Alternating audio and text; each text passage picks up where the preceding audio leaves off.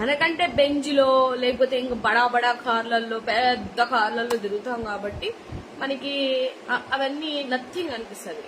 కానీ సామాన్య ప్రజలకి అలా కాదు కదా, అది సంథింగ్ వాళ్ళకి, వాళ్ళ లైఫ్లో చాలా చాలా సంథింగ్. సో అవన్నీ కోల్పోయాయి. సో అట్లీస్ట్ ఒక్కొక్క కుటుంబానికి యావరేజ్ మీద లెక్కేసుకున్నా కూడా ఎంత వాళ్ళకి లైక్ వృత్తి కిందనో లేకపోతే వాట్ ఎవర్ గవర్నమెంట్ ఇవ్వాల్సింది ఏదైతే ఉందో అది వాళ్ళకి ఇవ్వాలి. అది నేను నా పర్సనల్ గా నేను అడుగుతున్నటువంటి విషయం. అది జరిగిన నష్టం జరిగిపోయింది. అది మీ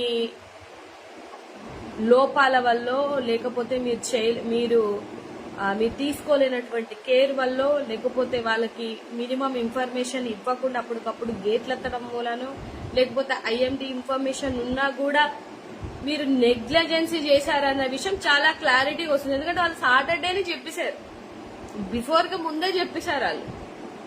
ఈవెన్ ఇప్పుడు అందరి అక్కడ యంత్రాంగం పనిచేయట్లేదు, అధికారులు పనిచేయట్లేదు అని పాపం వాళ్ళ జాబుల్ని తీసేయడానికి ఎందుకు ఈ మాటలు? వాళ్ళు ఎప్పుడో సాటర్డే మధ్యాహ్నమే చెప్పేశారంట. ఏమని? కంపల్సరిగా గేట్లు ఎత్తాల్సి వస్తుంది సార్, సిచ్యువేషన్ ఇది అని. ఐఎస్సీఓ, ఎంఆర్ఓ, కలెక్టర్లో అందరికి ఇన్ఫర్మేషన్లు కూడా ఇచ్చేసారనమాట వాళ్ళందరూ. వాళ్ళు ఏం చేస్తారు? వాళ్ళ అధికారులు మీకు చెప్పడం వరకే.